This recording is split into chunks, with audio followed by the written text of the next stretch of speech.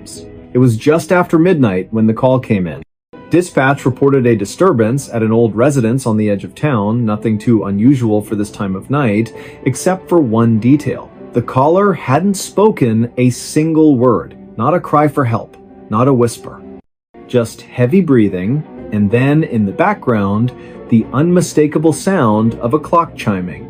Once, twice, 3 times, all the way to 13. Before we begin, tell me, where are you listening from, and what time is it there?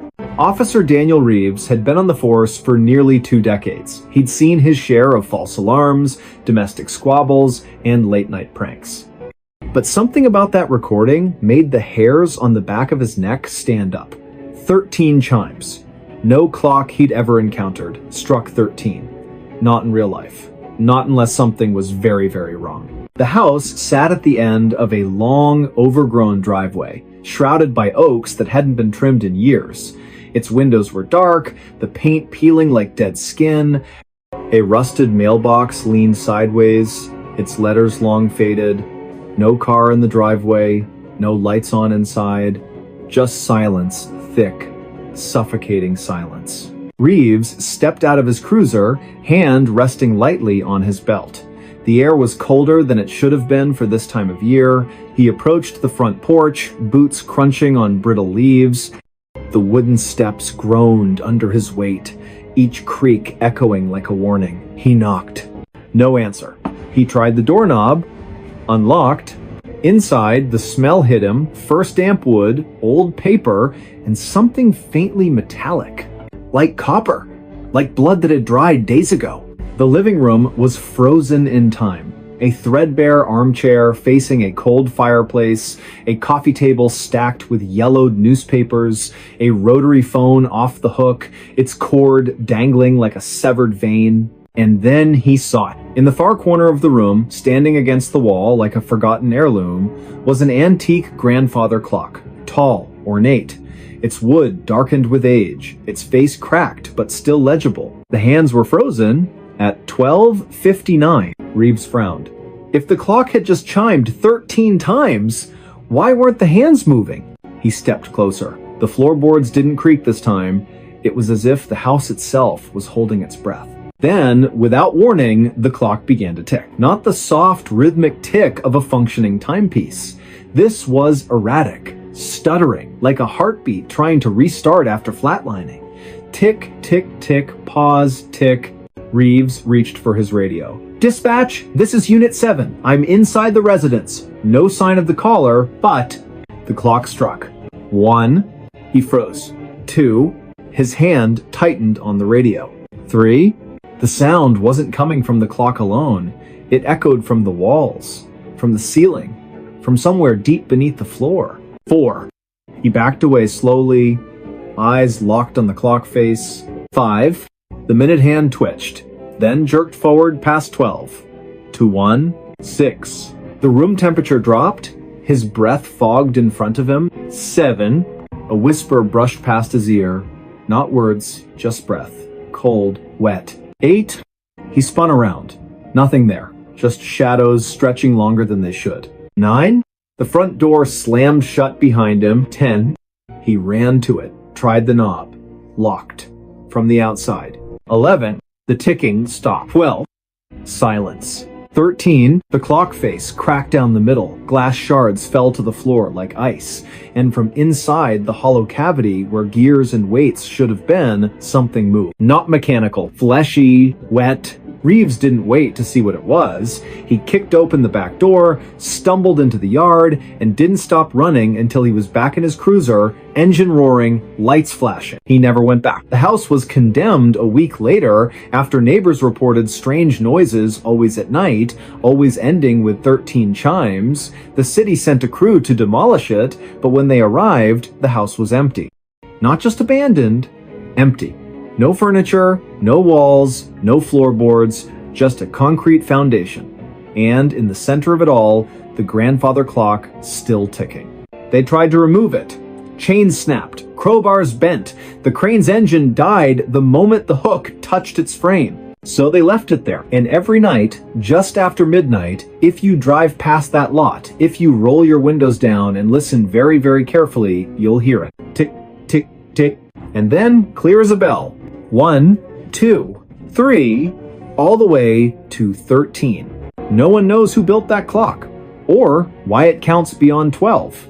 But those who've heard it say the same thing. After the 13th chime, you don't feel like yourself anymore. Your thoughts get borrowed. Your reflection lingers a second too long. And sometimes, in the dead of night, you wake up standing in front of that empty lot, staring at the clock, waiting for it to call your name. Dispatch logs still list the original call as unverified disturbance. But Reeves? He retired early, moved 3 states away, changed his number, still checks his locks twice before bed. Because last Tuesday, just after midnight, his own wall clock, brand new digital battery powered, chimed once. Then twice. He unplugged it. It chimed a 3rd time. He hasn't slept through the night since. And if you're listening to this right now, ask yourself, what time is it where you are? Because if it's just past 12, you might want to cover your ears. Stay safe out there. His name wasn't on list. It started with a clipboard. Not a dramatic object, not something you'd expect to send chills down your spine, just a standard issue, weathered clipboard with a frayed metal clip and pages of neatly printed names. Standard procedure for any official evacuation. Standard until it wasn't. The setting was a small coastal town, quiet, the kind of place where everyone knows your coffee order and your dog's name. The streets were lined with salt-bleached shingles and porch swings that creaked in the breeze.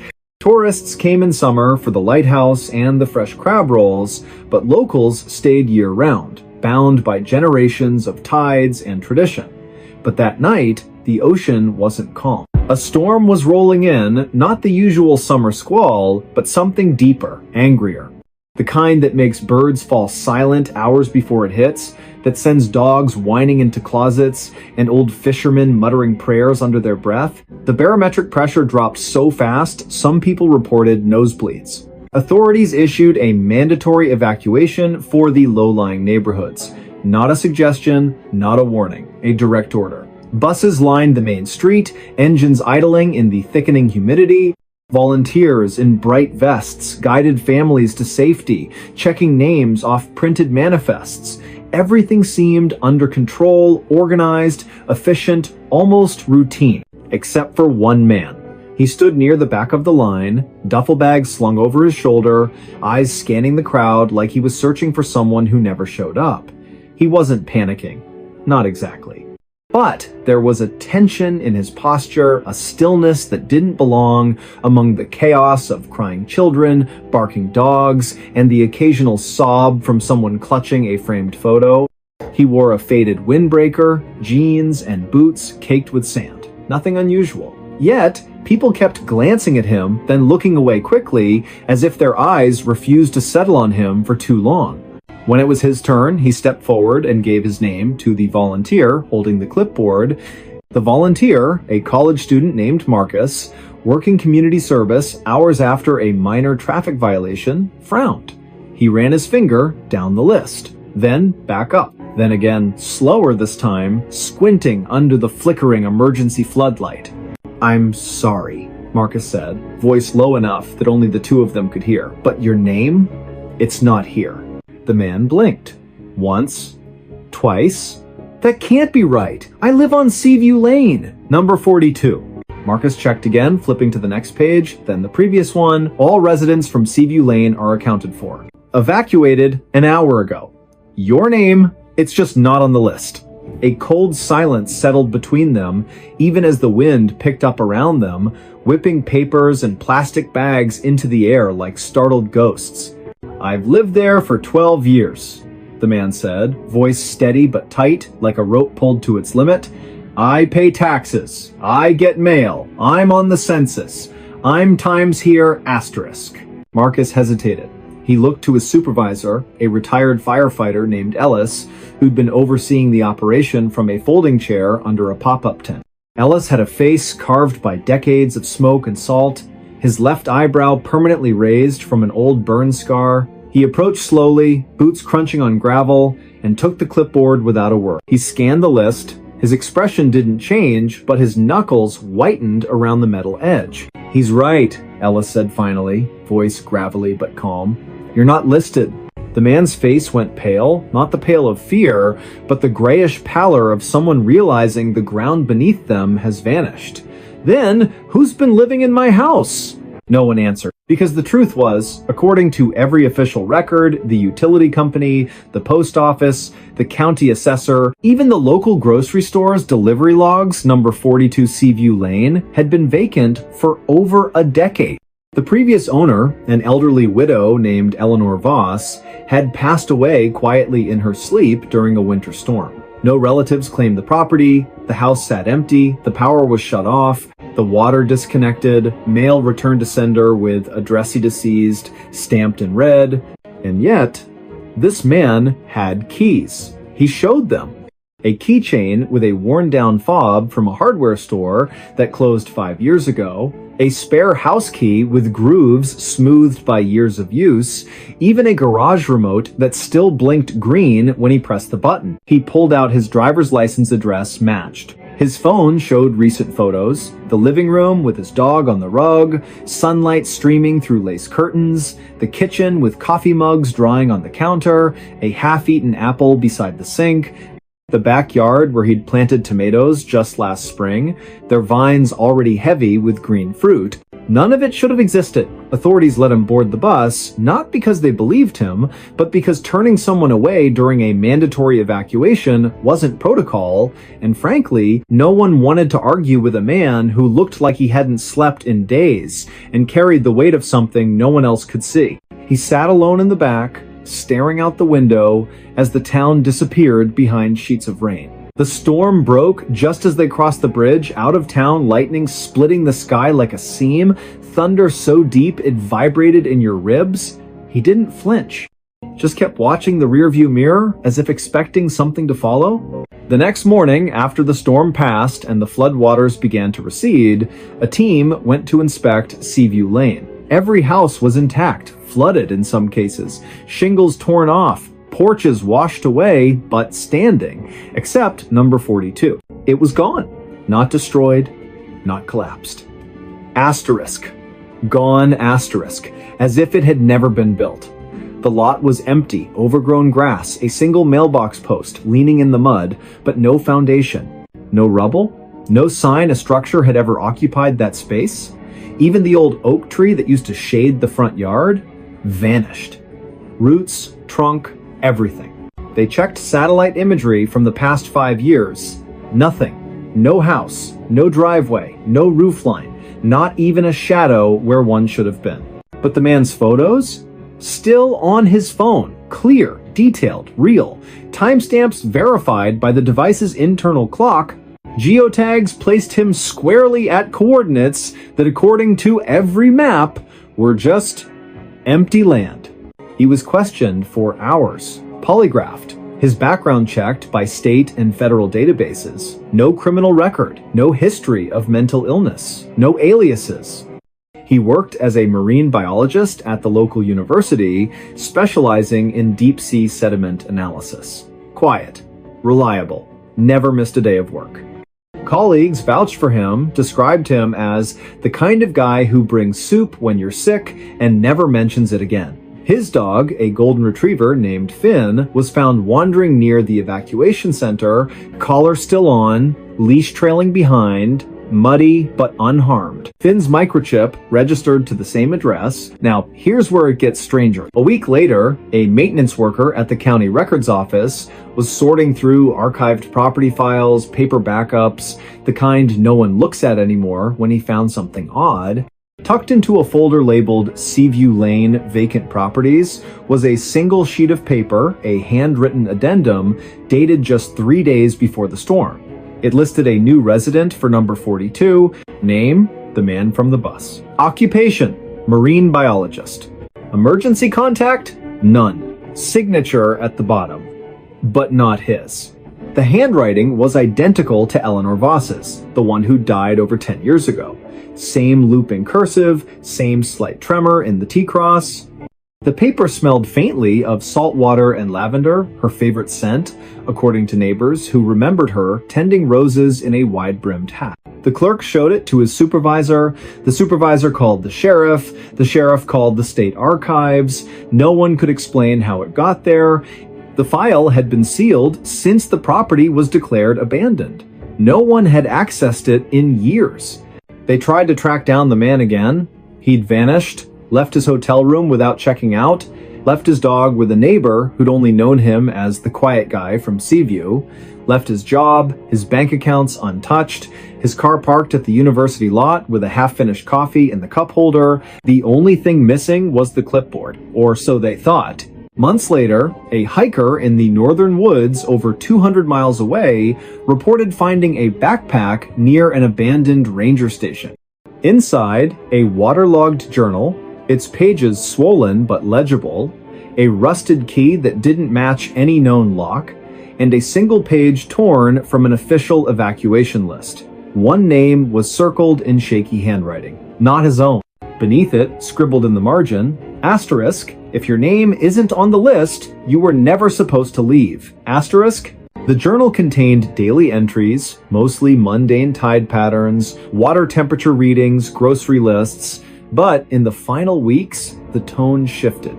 Entries became fragmented.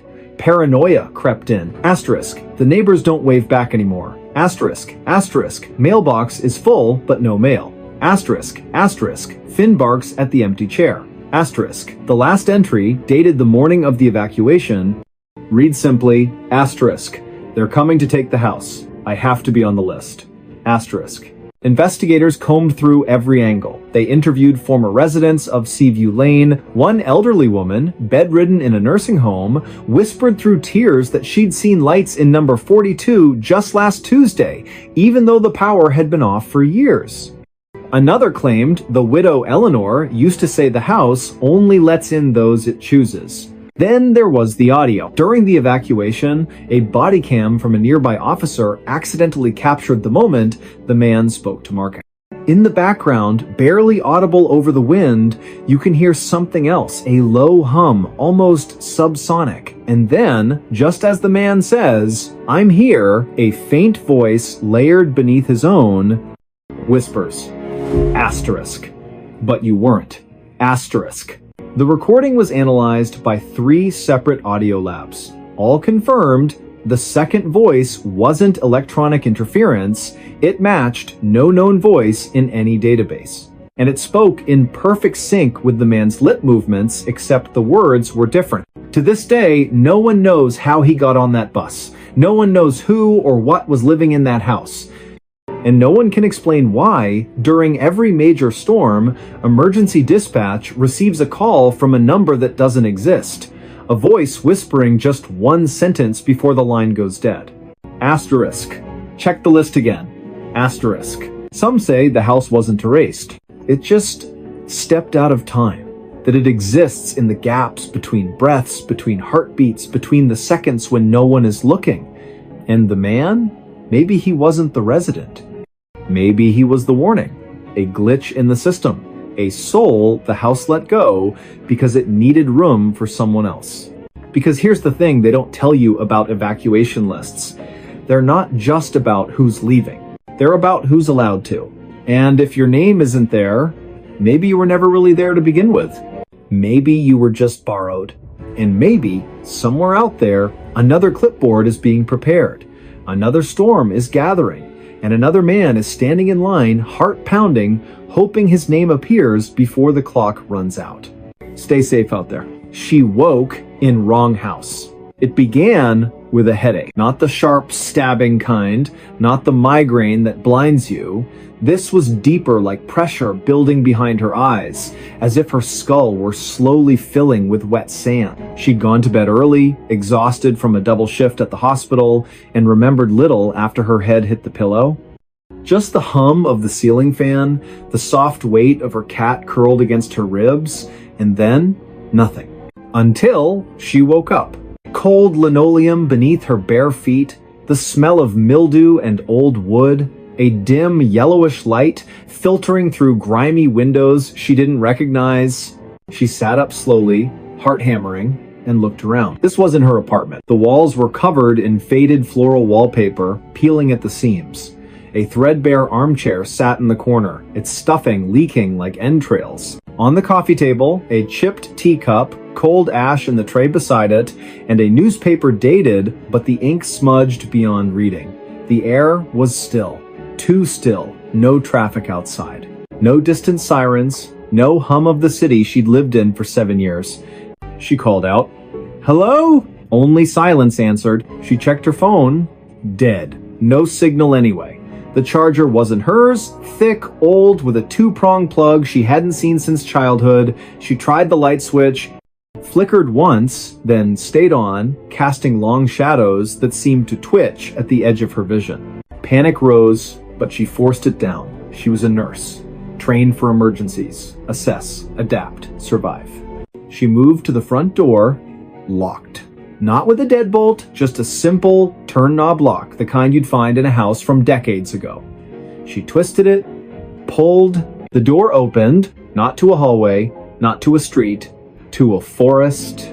Thick, ancient trees pressed close, their branches knotted like arthritic fingers. Fog clung to the ground, swirling gently as if breathing. No path, no road. Just endless woods stretching into gray mist. She slammed the door shut. Back inside, she searched for clues. In the bedroom, a narrow bed with a crocheted blanket, a dresser with a cracked mirror, no photos, no personal items, just a single hairbrush on the nightstand with strands of dark hair that weren't hers. She was a redhead. In the kitchen, the refrigerator hummed weakly. Inside, a carton of milk well past its expiration, a half-eaten loaf of bread moldy at the edges, and a single jar of pickles, her favorite brand. The same one she always bought. That's when the nausea hit. Not from the smell, from the impossibility. How did her favorite pickles end up in a stranger's fridge in a house that shouldn't exist? She tried the back door, also unlocked. Same forest, same fog, same suffocating quiet. She sat on the porch steps, arms wrapped around herself, trying to think, had she sleepwalked, been drugged, kidnapped, and left here as some cruel joke? But why leave the doors unlocked? Why stock the fridge with her food? Then she noticed something. The trees, they weren't moving. No wind, no rustling leaves, not even a bird call. The forest was frozen, like a photograph or a stage set. She stood, turned back to the house, and froze. The front door was closed. She hadn't shut it. Her breath caught. She approached slowly, hand outstretched. The knob was ice cold. She turned it. Inside, everything was the same, except the teacup was gone. In its place sat a fresh one, steam rising. She didn't touch it. She backed away, heart pounding like a trapped thing. This wasn't right. None of it was right. She needed help. She needed to get out. She walked into the forest. Not because she wanted to, because staying felt worse. The fog swallowed her within minutes. Trees loomed like silent sentinels. The ground was soft, spongy, as if it had never known a footprint before hers. She walked for what felt like hours, though her watch, still on her wrist, showed only 23 minutes had passed. Then she saw it. A house. Identical to the one she'd just left. Same peeling wallpaper, same crooked porch, same yellow light in the window. She ran to it, desperate. Maybe someone was inside. Maybe this was the real world. She burst through the door. The armchair was empty. The teacup sat on the table cold again. And on the floor, near the bed, lay her hospital ID badge. The one she'd worn to work the night before. Her name, her photo, her fingerprint smudge on the corner. She picked it up, hands shaking. Then she heard it. A soft creak from the hallway. Footsteps. Slow, deliberate, coming closer. She ducked into the closet, holding her breath. The footsteps stopped outside the bedroom door. Silence. Then, a whisper so quiet it might have been her imagination. Asterisk. You're not supposed to be here. Asterisk. Not angry, not threatening, just sad. Resigned. She waited. Minutes stretched. No movement, no sound. When she finally stepped out, the house was empty. But the back door was open. She ran. through the forest, past the second house, past a third she hadn't seen before. Each one identical, each one lit from within, each one with a steaming teacup on the table if she dared look inside. She didn't. She ran until her lungs burned and her legs gave out. When she woke again, she was in her own bed. Sunlight streamed through familiar blinds. Her cat purred on the pillow beside her. Her phone buzzed on the nightstand, missed calls from work, a text from her sister asking if she was okay. She laughed. A shaky, relieved sound. It was a dream, a stress-induced nightmare. That was all. She got up, showered, dressed, made coffee, checked the fridge pickles in the door, just where she left them. Everything was normal until she opened the closet. On the floor, tucked behind her winter boots, was a single teacup. Chipped, cold, stained with old lipstick. Not hers. She dropped it. It shattered. And that's when she noticed the smell. Faint at first, then stronger. Mildew, old wood, forest damp. It was coming from her sheets, from her hair, from inside her lungs. She called in sick, spent the day cleaning, washing everything, scrubbing the floors, throwing out the cup shards. But that night, as she lay in bed, she heard it. A soft creak from the hallway. Footsteps. Slow, deliberate, coming closer. She didn't move, didn't breathe. The doorknob turned, the door opened just enough to let in a sliver of darkness, and from the hallway, the same whisper. Asterisk, you left the door unlocked. Asterisk. She never slept in that apartment again. She moved across town, changed her number, avoided forests, stopped drinking tea. For months, nothing happened. Life returned to normal. She started to believe it was over. Then, last Tuesday, she woke up. Old linoleum beneath her feet, faded floral wallpaper, and on the coffee table, a fresh teacup, steam rising, her favorite pickles in the fridge, and outside the window, the same endless forest waiting. Only this time, she didn't run, because deep down, she knew she hadn't woken up in the wrong house. She'd woken up in the only Times house that remembered her, and it wasn't going to let her go again. Police reports list her as a missing person now. Her apartment sits empty, untouched. But neighbors say they sometimes see a light on late at night. And if you press your ear to the door, just after midnight, you can hear two voices, one tired, one calm, talking softly over tea. One asking to leave, the other always answering the same way. Asterisk, but you're already home. Asterisk. Stay safe out there. The road ended in nowhere. It started with a wrong turn, not the kind you correct with a quick U-turn and a muttered curse. This was deeper, subtler. The kind that doesn't feel wrong until it's far too late to turn back. Trucker Marcus Bell had driven this stretch of highway more times than he could count. Route 87, cutting through the high desert plateau, was his regular run between the distribution hub and the regional warehouse near the state line. Flat, empty, predictable. Just the way he liked it. No traffic, no distractions, just the hum of diesel, the glow of the dashboard, and the open road stretching into the horizon like a promise. But that night, something was off. He'd left the depot at dusk, as usual, checked his load, confirmed his GPS, set the cruise control. The first 2 hours passed without incident, radio playing low, coffee in the thermos, stars beginning to prick through the violet sky. Then, around mile marker 214, his GPS flickered. Just once. A brief stutter, the screen went black for half a second, then rebooted. When it came back, the route had changed. Not by much, just a slight reroute cutting through County Road K19 instead of staying on the main highway. Faster route, the voice said, calm and synthetic. Estimated time saved? 11 minutes. Marcus frowned. He knew K19. It was a gravel service road, barely maintained, used mostly by ranchers and survey crews, not rated for 18-wheelers. But the GPS insisted, and honestly, he was tired. 11 minutes sounded good. He took the turn. At first, it seemed fine.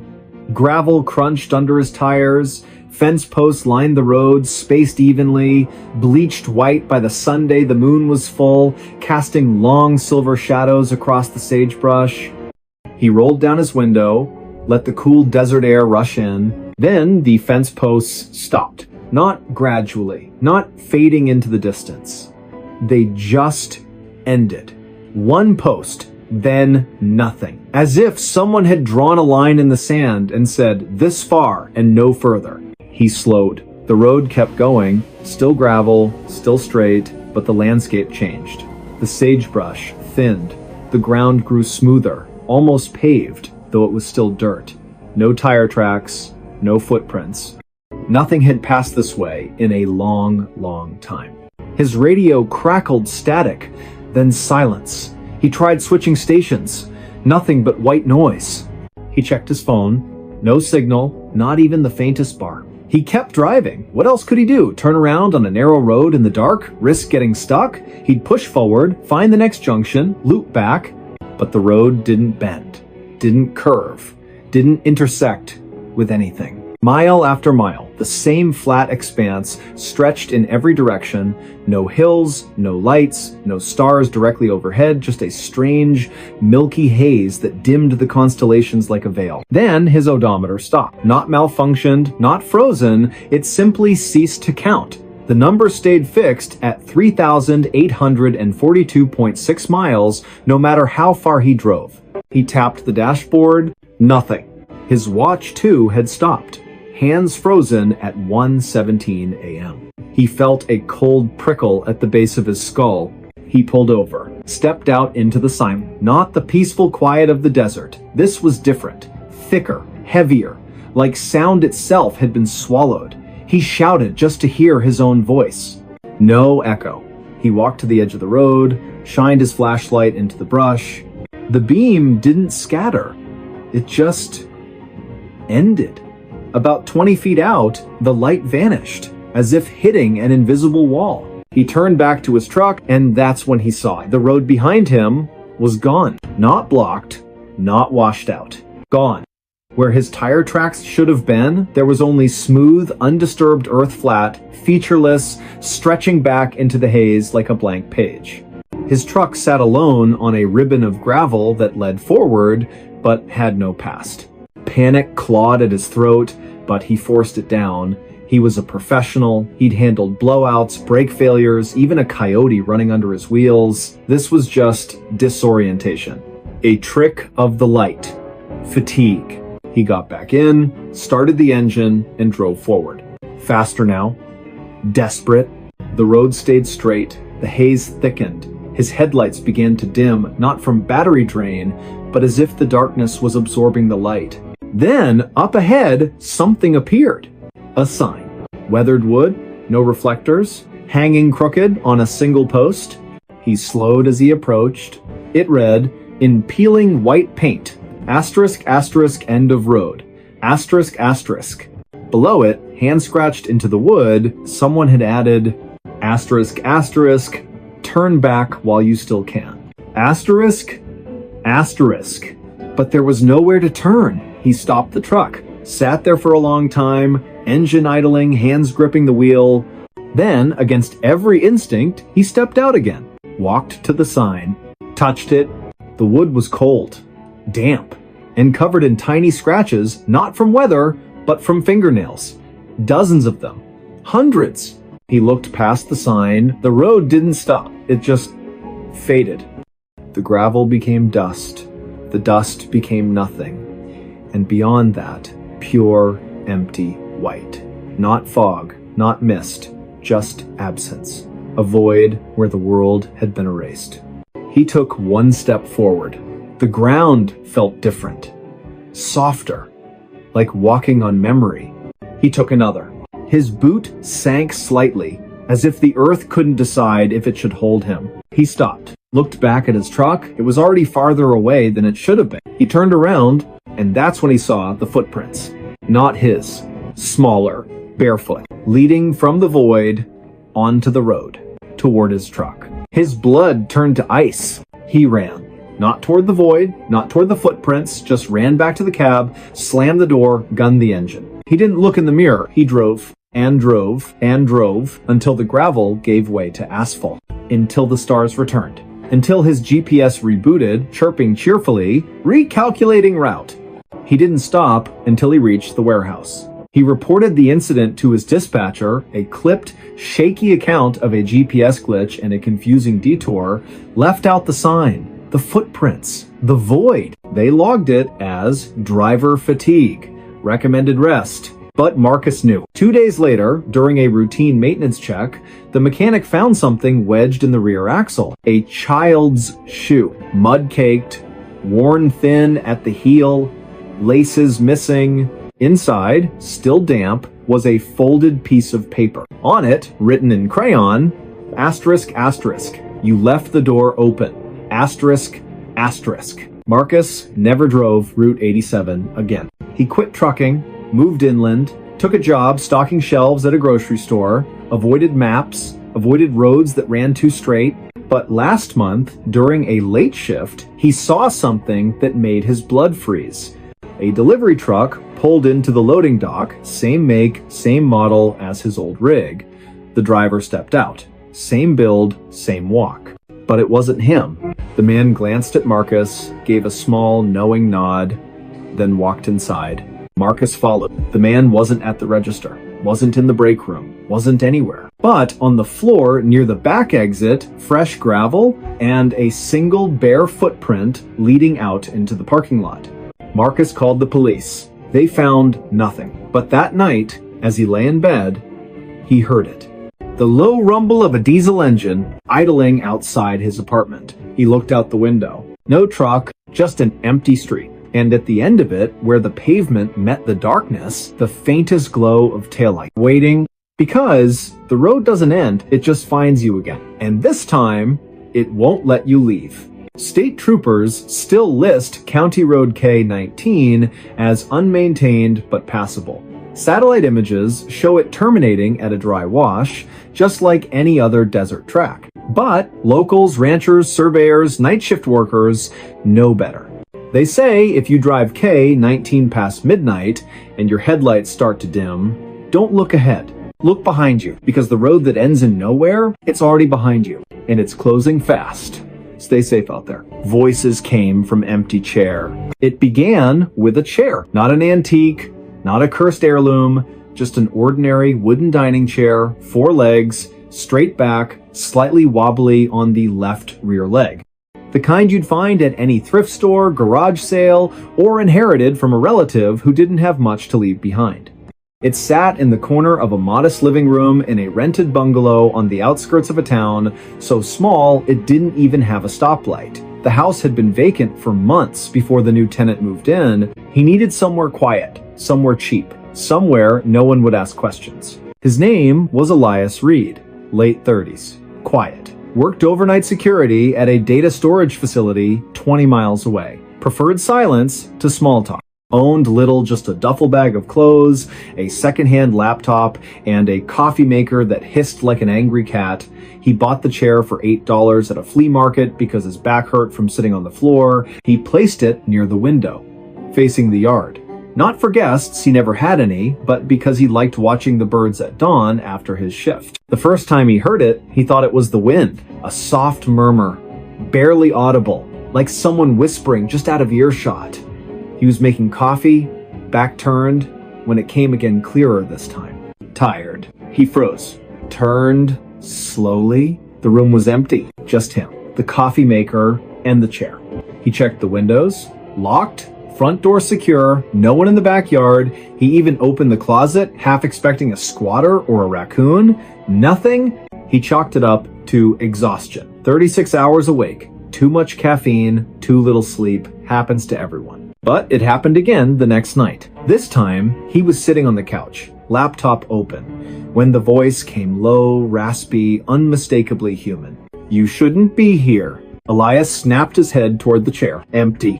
He stood, walked over, touched the seat, cold, dry, no hidden speakers, no wires, nothing. He recorded the room with his phone for 3 hours, played it back. At the 1:47 mark, a voice definitely not his says, clear as day, he's watching. No one was watching. The blinds were closed. The street was empty. He tried to return the chair, drove back to the flea market. The vendor, a woman with silver braids and eyes that never blinked, shook her head. "That chair's been sold," she said. "You can't give it back." "But I just bought it last week," Elias said. She smiled faintly. "Not to you." He left it on the curb that night, tied a free sign to the backrest. The next morning, it was back on his porch, undisturbed. No footprints, no tire marks, just the chair facing the door as if it had walked home. That's when he stopped sleeping. He started noticing other things. The chair would be in a different position each morning, turned slightly toward the bed or angled toward the kitchen, as if following his movements. Once, he found it in the hallway, blocking the bathroom door. He hadn't moved it. Then came the conversations. Not just single words, full exchanges between the chair and something else. One night, lying awake, he heard it. "Did you bring it?" "Yes." "Good. He's almost ready." Elias didn't move, didn't breathe. He stared at the ceiling, heart slamming against his ribs. The next day, he called a local priest. Not because he was religious, but because he'd heard stories. The priest came, sprinkled holy water, said a prayer, left quickly without making eye contact. Later, Elias found the priest's business card torn in half on the kitchen table. On the back, in handwriting that wasn't his, "Too late." He considered moving. But where would he go? And what if the chair followed? Then, one evening, he decided to test it. He sat in the chair just once to see what would happen. The moment he lowered himself onto the seat, the room changed. The air grew thick, humid, like a basement after a flood. The light dimmed, though the sun was still up. And then silence. Not peaceful silence. The kind that presses against your eardrums like water. And then a voice, not from the room, but from inside his own head, "You've been sitting in my spot." Elias bolted up so fast, he nearly fell. His skin was clammy, his mouth tasted like copper. He didn't sit in it again, but the chair didn't need him to. Neighbors began to notice. Mrs. Calloway from next door knocked one afternoon, pale-faced. "Your lights were on all night," she said, "and I heard talking, two voices, like you had company." Elias shook his head. "I live alone." She stared at the window, at the chair. "Then who were you talking to?" He had no answer. The final incident happened on a Tuesday. Elias came home from work, exhausted, to find the front door unlocked. He always locked it. Always. He stepped inside, hand on his flashlight like a weapon. The chair was in the center of the room, facing the door, and on the seat, his security badge. The one he'd worn to work that night, the one he'd left clipped to his belt. He hadn't been home all day. He picked it up. The plastic was warm. Then the voice came, not a whisper, not a murmur, but a full sentence, spoken with calm certainty. "You don't need to go back." Elias backed out of the house, didn't pack, didn't call anyone, just got in his car and drove until the gas ran low. He never returned. The landlord found the house empty a week later. No note, no forwarding address, just the chair, still in the living room, and a single coffee cup on the table, half full, cold, but not stale, as if it had been poured that morning. The landlord threw the chair away, hauled it to the dump himself, but 2 days later, it was back on the porch. He burned it, built a small fire in the backyard, doused it in lighter fluid, watched the wood blacken and curl. The flames hissed, the legs cracked. For a moment, he thought he heard a sigh, but it might have been the wind. He buried the ashes. A month passed, no incidents. He rented the house to a young couple. They moved in on a Saturday. By Sunday night, they were gone. Left everything, clothes, dishes, even their cat. The only thing missing, the dining set they'd brought with them. In its place, in the exact center of the room, sat a wooden chair. 4 legs, straight back, slightly wobbly on the left rear leg, and on the seat, a child's drawn crayon on lined paper, a house, a tree, 2 stick figures holding hands, and in the corner, a third figure sitting in a chair facing away. Beneath it, written in shaky letters, asterisk asterisk, he's still here, asterisk asterisk. Police reports list Elias Reed as a missing person. No evidence of foul play, no financial distress, no known enemies. His car was found abandoned near a state park, keys in the ignition, engine cold. His phone last pinged near the county line, but the tower data was corrupted, unreadable. But dispatch logs tell a different story. 3 nights after he vanished, at exactly 2:18 a.m., a call came in from his home number. No one spoke, just breathing. And in the background, 2 voices.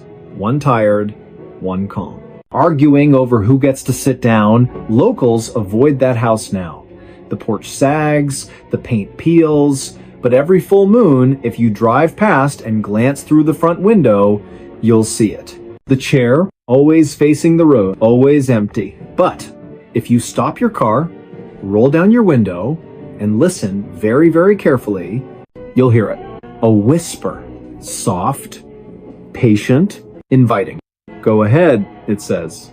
Take a seat. And if you do, you might never get up again.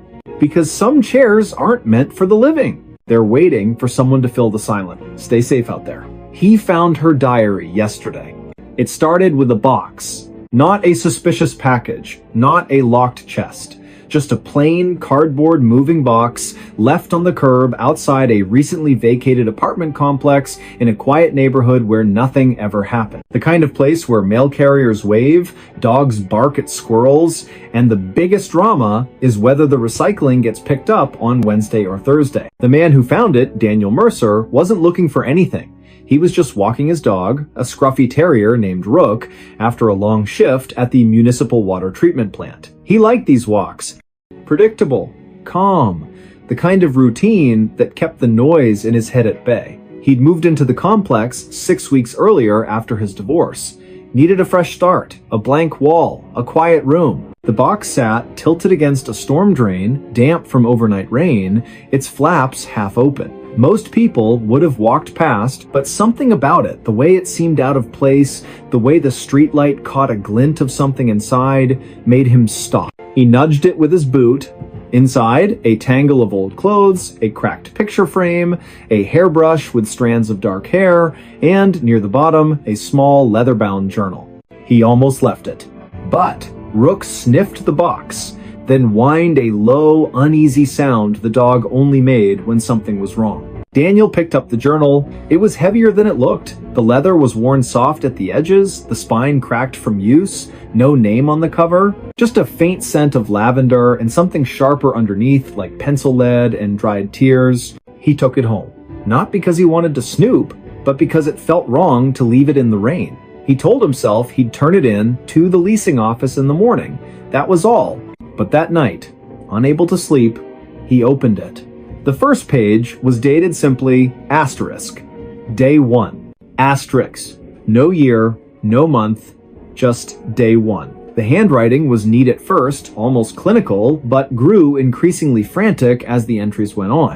The early pages described ordinary things, grocery lists, weather observations, a neighbor's cat that kept stealing her socks. But then, around day 23, the tone shifted. Asterisk. He's watching me again. Not from the street, from inside the walls. I hear him breathing when the house is quiet. I check the vents. Nothing. But I know he's there. Asterisk. Daniel frowned. Probably just someone's private thoughts. Maybe the previous tenant had mental health struggles. He should stop reading. But he didn't. Asterisk. Day 31. I stopped locking the doors. It doesn't matter. He doesn't use doors. He just appears. Last night, I woke up and he was standing at the foot of my bed. Didn't say anything, just stared. When I turned on the light, he was gone. But the floorboards were wet. Asterisk. Daniel set the journal down. His palms were sweating. He glanced at his own bedroom door, slightly ajar. He got up, closed it, locked it. Ridiculous, he told himself. But the unease lingered. He kept reading. Asterisk, day 44. I found footprints in the hallway this morning. Bare feet. Too large to be mine. They started at the bathroom and ended in the middle of the living room. Like he walked out of the shower and vanished. Asterisk. Asterisk. Day 52. I stopped answering the phone. It rings. Once. Always once. Then stops. Caller ID says unknown. But when I pick up, I hear my own voice whispering things I never said. Asterisk. Asterisk. Day 60. I know what he wants. He doesn't want me dead. He wants me to see him, to acknowledge him, But if I do, I'll never be alone again. Asterisk. Daniel's hands were shaking now. He flipped to the last entry. It was written in jagged, hurried strokes, ink smeared as if written with a trembling hand or in the dark. Asterisk. He's here, right now. I can feel him behind me. I won't turn around. If I turn around, he wins. But I have to write this down so someone knows. My name is Asterisk. The sentence ended mid-word. The rest of the page was blank. Daniel closed the journal slowly. His apartment felt colder than usual. The hum of the refrigerator sounded louder. Too loud, like it was covering something up. He stood, walked to the window, peered out. The street was empty. Streetlights cast long, still shadows. Nothing moved. He went to bed. But he left the light on. The next morning, he called the leasing office, asked if they knew who'd lived in Unit 3B, the apartment directly above his. The manager checked the records. No one's lived in 3B for over a year, she said. Plumbing issues, water damage. It's been sealed off. Daniel frowned. Then who left the box on the curb? Silence on the line. I don't know, she finally said. But no one's been in or out of that unit. The door's padlocked from the outside. He hung up, went back to the journal, flipped through it again, looking for clues, addresses, phone numbers, anything. On the inside back cover, tucked into the binding, he found a folded receipt from a local pharmacy, dated just 3 days ago, for sleeping pills, and a pregnancy test. Both purchased by someone named L. Varga. He searched the name online. Nothing, no social media, no public records. But he did find something else, a missing persons report filed 6 weeks earlier, a woman named Lena Varga.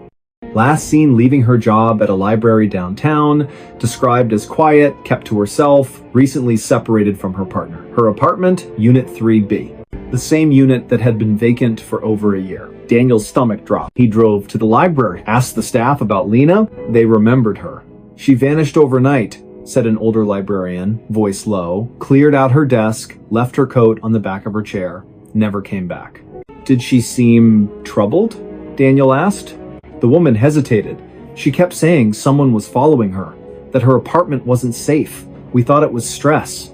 Her partner, he wasn't a good man. Daniel returned home that evening with a knot in his chest. He placed the journal on his kitchen table, sat across from it, as if it were a person. That night, he heard it. A soft thud from the ceiling, like something heavy being set down. Then, footsteps, slow, deliberate, crossing the floor above him. Unit 3B was empty, sealed.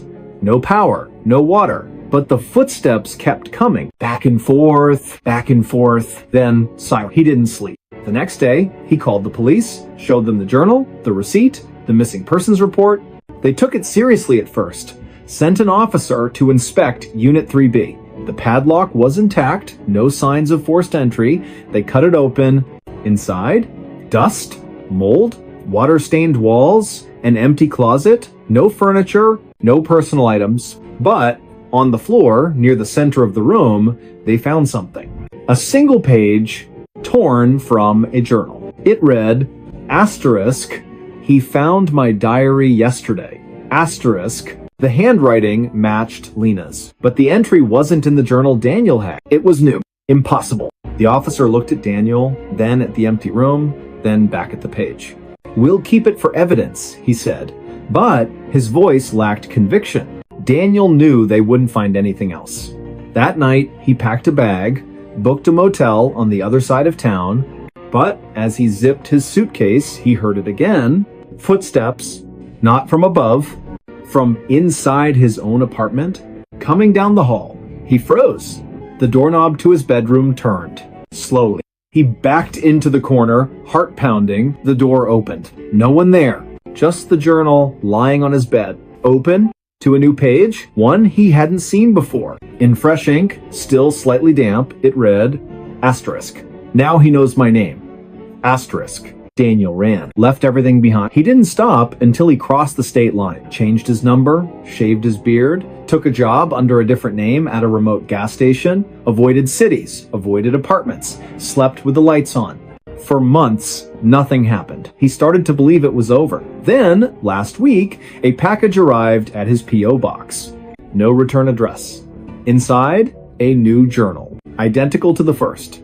The first page read, asterisk, day 1, asterisk, and beneath it, in handwriting that was starting to look familiar, asterisk, he's watching me again, asterisk. Police have no record of Lena Varga's body ever being found. Her case remains open, though interest has faded. The apartment complex sealed Unit 3B permanently, boarded the windows, posted condemned signs, but maintenance workers say that on quiet nights, if you stand in the courtyard and look up at the third floor window, you'll see a light flicker on. And if you listen closely, you'll hear 2 voices, one whispering, one writing. Because some stories don't end when the diary closes. They just wait for someone new to open it. And once you do, you become part of the pages. Stay safe out there. The dog wouldn't stop barking. It started with a dog, not a stray, not a neighborhood nuisance.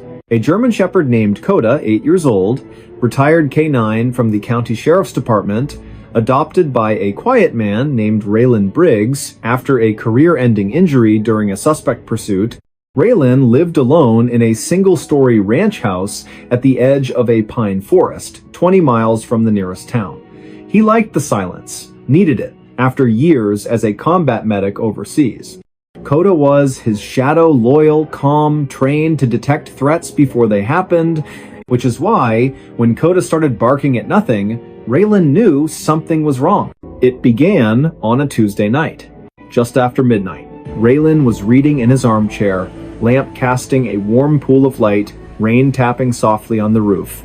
Coda lay at his feet, ears perked but relaxed, until suddenly he bolted upright, hackles raised, and let out a deep, guttural bark toward the back door. Raylan set his book down. "Easy, boy," he said. Coda didn't stop. He barked again and again. Not the alert bark he used for raccoons or delivery trucks. This was different, urgent, almost desperate, like he was trying to warn someone who wasn't listening. Raylan checked the backyard through the glass door. Nothing. Just the rain, the swaying pines, the dark. He opened the door. "Go on," he said. "Do your business." Coda didn't move. He stood rigid, eyes locked on the tree line, lips curled back in a silent snarl. Raylan stepped outside, flashlight in hand. The beam cut through the downpour, sweeping across the wet grass, the woodpile, the old shed. No movement, no eyes reflecting in the dark, no scent of another animal. He called Coda. The dog backed away from the door, still growling low in his throat, and refused to go back inside until Raylan physically guided him. That night, Coda didn't sleep. He paced the house, front window, back door, hallway, living room, stopping every few minutes to stare at a wall or a corner, ears twitching as if tracking something invisible. Raylan checked every lock, every window, even the attic hatch, all secure. The next night, it happened again. Same time, same intensity, but this time Coda barked toward the hallway closet. Not the front yard, not the woods. The closet, Raylan opened it. Coats, boots, a broken vacuum, nothing out of place. Coda lunged forward, barking so hard his whole body shook until Raylan pulled him back. By the third night, Raylan hadn't slept in 72 hours. Neighbors started complaining. One left a note on his door, asterisk, "Your dog's been howling all night. Please control him." Asterisk. But Coda wasn't howling. He was barking. At specific thing. At 12:07 a.m., the hallway mirror. At 12:19 a.m., the basement stairs. At 12:33 a.m., the empty armchair. Each time, Raylan would investigate. Each time, nothing. Then, on the fourth night, Coda did something new. He stopped barking, stood in the center of the living room, stared at the ceiling, and whined. A soft, broken sound Raylan had never heard before, not in war zones, not during thunderstorms, not even when Coda got shot. Raylan followed his gaze. The ceiling was plain white drywall, no stains, no cracks. But as he watched, a single drop of water fell. Clink. On the coffee table, he frowned. It hadn't rained in 2 days. He climbed into the attic. Dust, insulation, old boxes. And in the center of the floor, fresh footprints, bare feet, too large to be his, leading from the attic access panel to the spot directly above his bed. Raylan's blood ran cold. He called the sheriff. Deputies came, searched the property, checked the attic, swept the woods, found nothing. No signs of trespassing, no forced entry, no evidence anyone had been there. One deputy, a former K-9 handler himself, knelt beside Coda. "He's not barking at animals," the man said quietly. "He's barking at something he can't chase, something that doesn't leave tracks." Raylan didn't sleep that night. He sat in the armchair with a shotgun across his lap, Coda at his side, both of them watching the dark. At exactly 12:03 a.m., Coda's head snapped toward the front door. Not barking, just staring, ears flat, tail stiff. Raylan stood slowly, walked to the door, looked through the peephole. Nothing. He opened it. The porch was empty. But on the welcome mat soaked through, though the sky was clear, was a child's mitten. Muddy. Torn at the thumb. Raylan had no children, no visitors. He picked it up with a gloved hand. Inside, Coda was trembling. Not from fear, from rage. The next morning, Raylan drove to the local historical society. Asked about the land his house was built on. The archivist, an elderly woman with thick glasses, flipped through property records, then paused. "This parcel, it wasn't developed until the late 80s, she said. Before that, it was part of the Holloway property. They lived here for generations." She lowered her voice. "Their youngest son disappeared in the winter of, well, it doesn't matter when. He was 6 years old. Vanished from his bedroom. They searched for weeks, never found him. The family moved away. The house burned down a year later, accidental fire, they said." Raylan's throat tightened. "How old would he be now?" he asked. She did the math silently. "About your age," she said. Raylan left without another word. That night, he didn't turn on the lights. Sat in the dark with Coda, waiting. At 12 a.m., the barking started again. But this time, it wasn't at the walls. It was at Raylan. Coda stood 3 feet away, eyes locked on him, barking sharp, warning barks as if Raylan were the threat. Raylan froze. "Coda, it's me," he whispered. The dog didn't stop. Then, slowly, Raylan felt it, a presence behind him. Not a sound, not a smell. Just wait. Like the air had thickened. He turned. The armchair was empty, but the cushion was indented, as if someone had just stood up. Coda barked harder. Raylan backed into the kitchen, grabbed his keys, and left. He spent the night in his truck at a 24-hour diner. Coda sat in the passenger seat, eyes on the rearview mirror the entire time. The next day, Raylan called a contractor. "I want cameras," he said. "Motion sensors, floodlights, everything." They installed them that afternoon. By nightfall, the house was wired like a fortress. Raylan sat in the living room, laptop open, feeds from every angle displayed on screen. 11:58 p.m. Coda lay at his feet, tense but quiet. 11:59 p.m. The dog's ears twitched. 12 a.m. Coda erupted into barking, furious, panicked, staring at the hallway. Raylan checked the camera feed. The hallway was empty. But then, on the thermal overlay, the system detected a heat signature. Human-shaped, standing in the hallway, not moving, just watching. Raylan's breath caught. He zoomed in. The figure had no face, no features, just a blur of warmth where a person should be. And then, as if sensing the camera, it turned toward the lens, toward Raylan. Coda lunged at the screen, barking so hard he choked. Raylan shut the laptop. He couldn't stay. He packed a bag, loaded Coda into the truck, and drove through the night. He didn't stop until he reached his sister's house 3 states away. For 2 weeks, Coda was calm.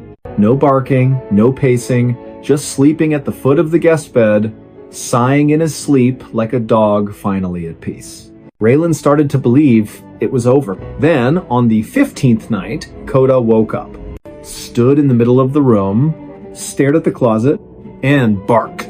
Not once, not twice, over and over, until Raylan opened the closet door. Inside, on a shelf of folded blankets, was a small, mud-caked shoe. Child-sized, and beside it, a single pine cone from the woods behind Raylan's old house.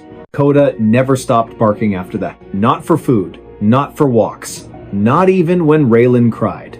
He just stood by the window facing east, barking into the distance, as if trying to warn someone who was already gone. Raylan moved again and again. Each time, within days, Coda would find something: a toy soldier in the yard, a wet footprint on the porch, a drawing tucked under the windshield wiper showing a house with a dog and a boy holding hands.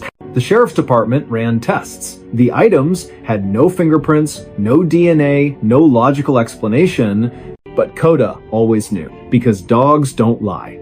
They don't imagine threats.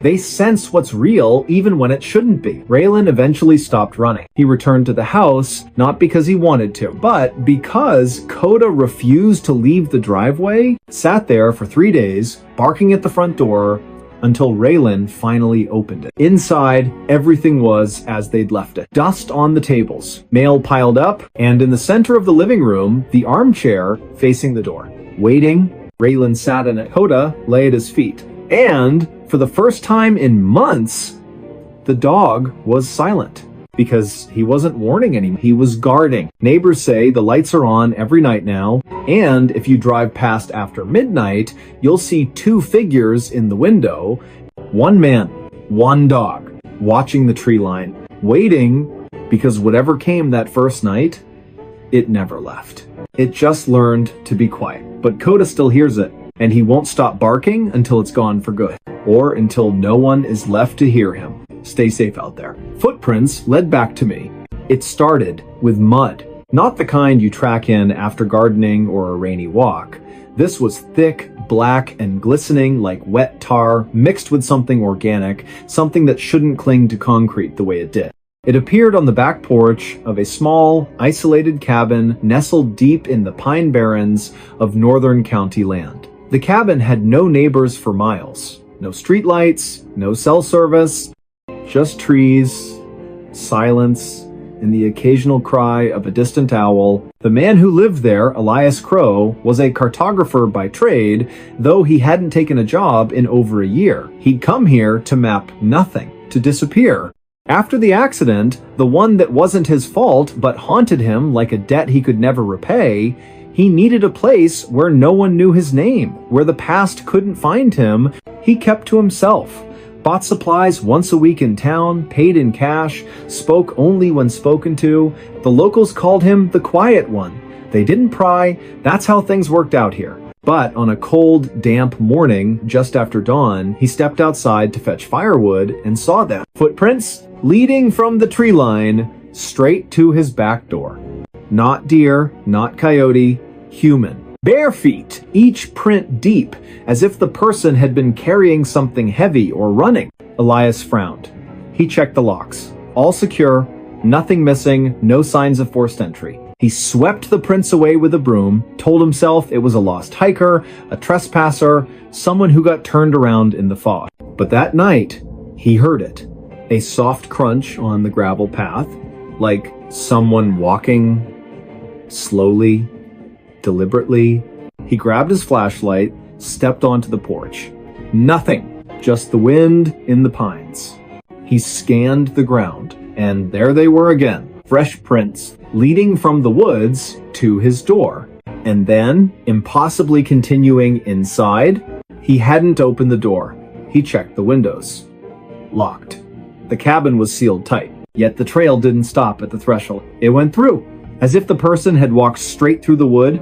Elias didn't sleep that night. The next morning, he followed the prints back into the woods. They were clear, deep impressions in the damp earth, spaced evenly, purposeful. He walked for nearly a mile deeper into the forest than he'd ever gone, until the trees grew so thick the sunlight barely touched the ground. And then the trail ended, not at a campsite, not at a road. It ended at a tree.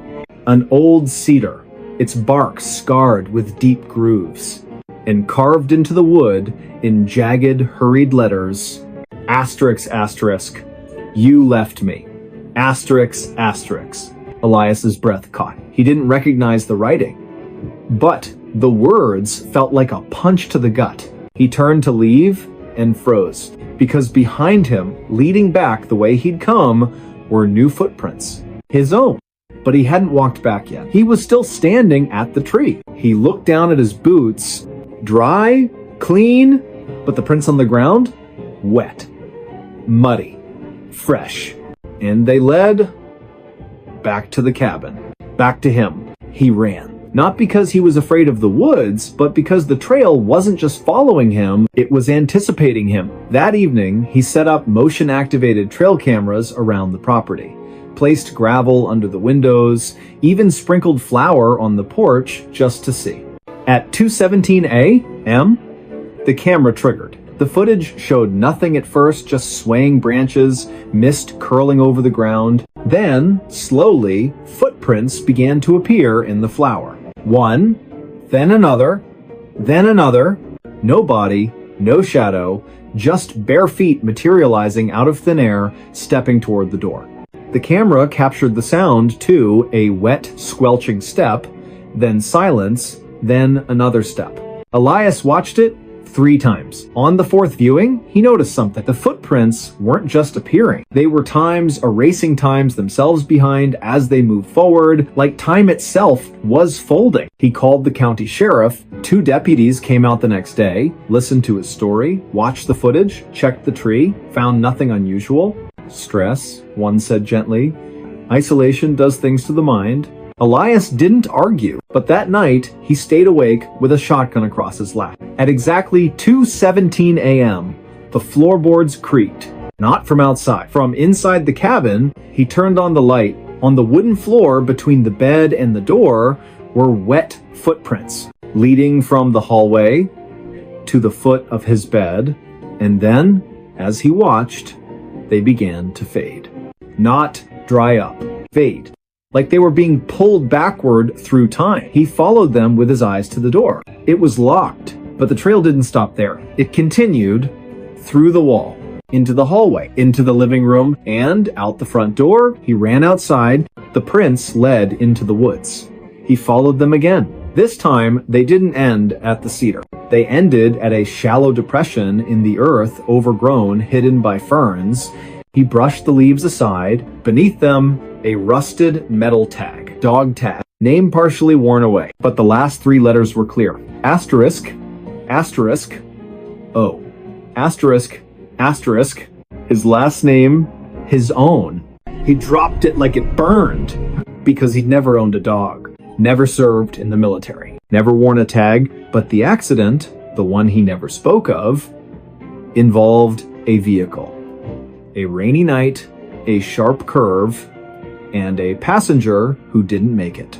A passenger whose name started with J, whose last name was also Crow. His younger brother, they never found the body. Just the car, upside down in the ravine, driver's seat empty, passenger side caved in. Elias had walked away with a concussion, broken ribs, and a silence he'd carried ever since. He'd told investigators he blacked out, that he woke up alone, that he didn't know what happened to his brother.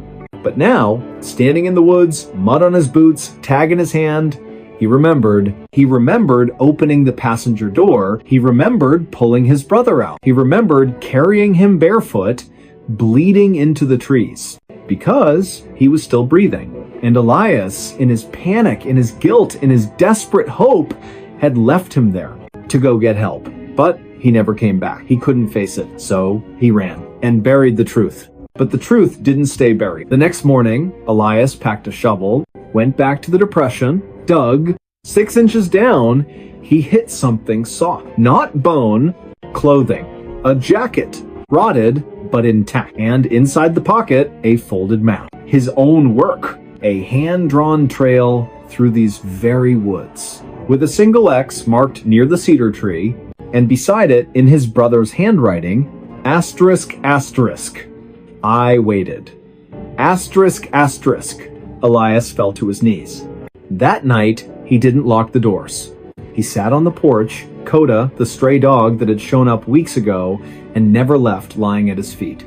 At 2:17 a.m., the footsteps came. But this time, Elias didn't flinch. He watched as the prints appeared on the gravel, leading from the woods to the porch to the chair beside him, the air grew cold. Coda didn't bark, just lifted his head and whined softly. Elias looked to his right. The chair was empty, but the cushion sank slightly, as if someone had just sat down. He didn't speak, didn't cry, just reached into his coat and placed the dog tag on the armrest. "Stay," he whispered.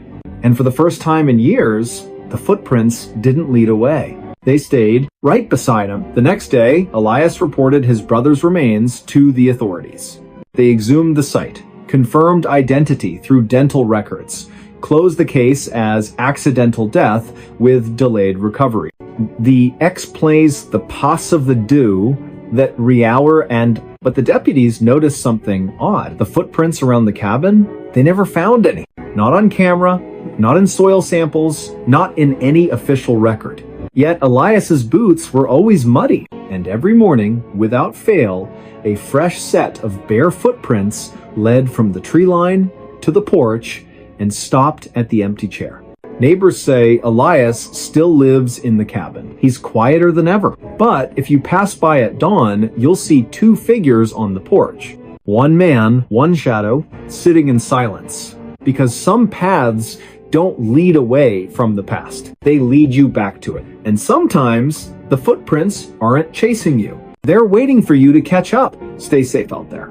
No one entered the room. It started with a locked door. Not a vault, not a high-security chamber, just a standard hotel room, room 314, at a modest roadside inn off Highway 9, the kind of place truckers and traveling salesmen use for a few hours of sleep between shifts. The building was old but clean, with thin walls, humming fluorescent lights, and a front desk clerk who barely looked up from his crossword puzzle. The guest who checked in that evening gave his name as Marcus Vale, paid cash, asked for a room on the third floor, away from the elevator. He carried a single duffel bag, wore a faded windbreaker, and spoke with the quiet exhaustion of someone who'd been driving for days. The clerk didn't think much of him, just another face in a long line of transient souls. Marcus took the key actual metal, not a card, and went upstairs without a word. He locked the door from the inside, not just the latch, the deadbolt too. Then he pushed a heavy wooden chair under the knob, the way people do in movies, the way he'd done every night since it began. He didn't turn on the light, just sat on the edge of the bed, back straight, eyes fixed on the door. He didn't sleep. He never did. At exactly 3 a.m., the knocking started. Not loud, not frantic. 3 soft raps, pause 3 more. Like someone polite, patient, certain they'd be let in.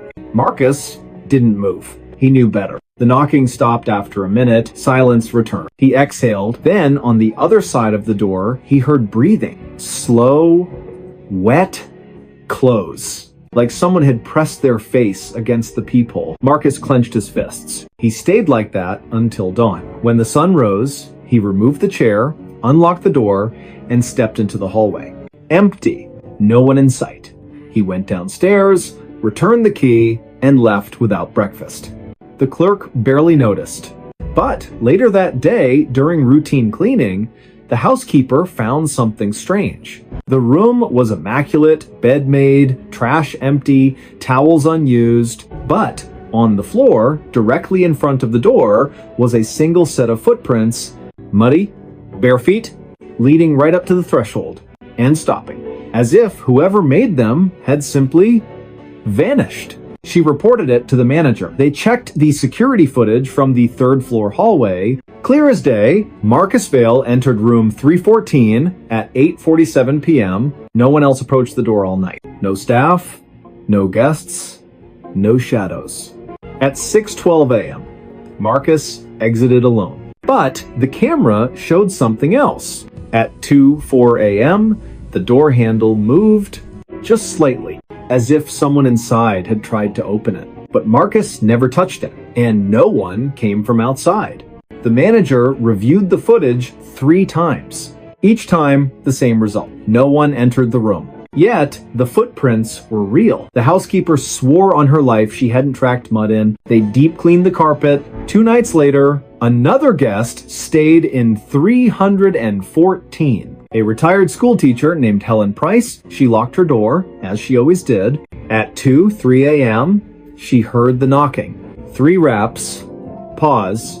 3 more. She called the front desk. "Someone's at my door," she said, voice trembling. The clerk checked the monitor. "No one's there, ma'am." She looked through the peephole. Nothing. But when she opened the door an hour later to get ice, she found it. Footprints, same as before, muddy, bare, ending at her threshold. She left that night. Never came back.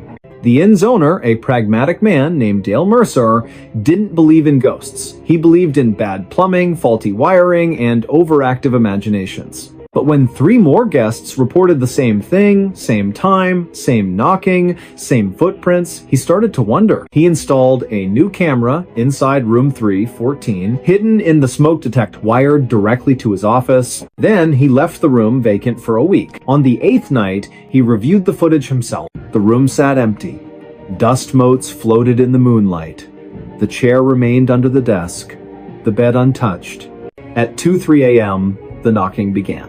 Not on the audio feed, just the visual. But the door handle turned slowly. The deadbolt slid open by itself. The chair under the knob didn't move, yet the door cracked open just an inch. Then closed. No hand, no tool, no string. Nothing. And on the carpet, as if painted by an invisible brush, footprints appeared. One, then another, walking from the door to the center of the room. They circled the bed, stopped, then walked back to the door and vanished. Dale watched it 6 times. Each time, his hands shook more. He called the local sheriff. Deputies came, swept the room, checked for hidden panels, pressure plates, even drone interference. Found nothing. The room was solid concrete and drywall, no crawl spaces, no vents large enough for a cat. No one entered the room, the lead deputy said, echoing the hotel log. But the footprints were photographed, logged, filed. Then came the call from Marcus Vale. 3 weeks later, he'd checked into a motel 50 miles away, left a message on Dale's voicemail. Voice low, strained. "I know what it wants," he said. "It's not trying to get in." He paused, breath shaky. "It's trying to get out." The line went dead. Dale tried calling back. Number disconnected. He never heard from Marcus again. But the incidents didn't stop. Guests avoided room 314. The inn eventually sealed it, padlocked the door, covered the peephole, posted a "do not use" sign. Yet every full moon, the night staff report something odd. The hallway camera glitches at exactly 2:03 a.m. For 17 seconds, the feed shows static. When it clears, the padlock on room 314 is undone. Not broken, undone, and on the hallway carpet just outside the door, fresh footprints, leading away from the room, down the hall, toward the stairs. But the front desk log shows no one checked out, no one entered the building, no one left. Because no one entered the room, but someone or something is still trying to leave. Investigators later traced Marcus Vale's past. He wasn't a salesman. He was a former orderly at a psychiatric hospital that shut down after a fire. One patient died in the blaze. A man who'd been catatonic for years locked in room 314. The only room with no windows. The only room with a chair bolted to the floor. The only room where, during the evacuation, staff swore they heard knocking. From the inside, after everyone was out, after the doors were sealed, after the fire started, they never found his body. Just a pair of bare footprints in the ash, leading from the bed to the door, and stopping, because the door was locked from the outside. Now, if you drive past that old inn, its sign faded, its windows dark, you might see a light flicker in room 314. And if you listen closely, just after 2 a.m., you'll hear it. 3 soft knocks, pause. 3 more, not asking to come in, asking to be let out, but no one's there to open the door. Because no one entered the room, and no one ever will. Stay safe out there. The photo had extra person. It started with a photograph. Not an old yellowed portrait tucked in a dusty attic, not a blurry image from a ghost tour or a cheap Halloween prop. This was real. digital, taken on a crisp Saturday afternoon during a weekend hiking trip deep in the Cascade foothills, just 3 friends, a trail map, and the kind of silence that only exists when you're miles from the nearest road. No cell service, no agenda, just boots on dirt, the smell of pine resin in the air, and the kind of easy laughter that only comes when you've known someone since you were kids. Lena Chen had planned the trip. She'd needed it. Work had been relentless, endless Zoom calls, deadlines that bled into weekends, a life measured in notifications and unread emails. She wanted to disappear for a couple of days, just reset. Marcus and Eli agreed without hesitation. They'd been inseparable since middle school, the kind of friendship that didn't need words to survive. They met at the trailhead just after sunrise, thermoses full, packs strapped tight, and vanished into the trees. The hike was uneventful. A few wrong turns, a shared bag of trail mix, Marcus nearly twisting his ankle on a root, but nothing out of the ordinary. By early afternoon, they reached a rocky overlook, the kind of spot that makes you stop and just breathe. The valley stretched below them, mist curling through the trees like smoke, sunlight breaking through the canopy in golden shafts. Lena pulled out her phone. "Come on, you two smile for once," she called, balancing on a flat stone. Marcus groaned, but turned, throwing an arm around Eli's shoulders. Eli rolled his eyes, but grinned anyway. They struck their usual pose, the one they'd done since high school graduation, since road trips and late-night diner runs and hospital waiting rooms. Lena snapped the photo. One shot. Perfect lighting. No need for a second. That night, back at the rented cabin, wood stove crackling, rain tapping the roof, Lena uploaded the day's photos to her laptop while the guys played cards at the kitchen table. She scrolled through them absently, Marcus tripping, Eli mimicking a squirrel, a blurry shot of a hawk overhead. Then she reached the group photo. She froze. Her finger hovered over the track. Behind them, in the shadowed tree line, just to the left of Eli's shoulder, stood a fourth figure. Tall, thin, dressed in dark, nondescript clothing that seemed to absorb the light rather than reflect it, not blurred, not a trick of motion, fully in focus, as if they'd been standing there, posing. Lena's stomach dropped. She zoomed in. The figure's hands hung at their sides. Head tilted slightly, not looking at the camera, looking at times her asterisk. "Guys," she said, voice low. They looked up. She turned the screen. Marcus leaned in. "What the hell?" Eli squinted. "Is that a hiker?"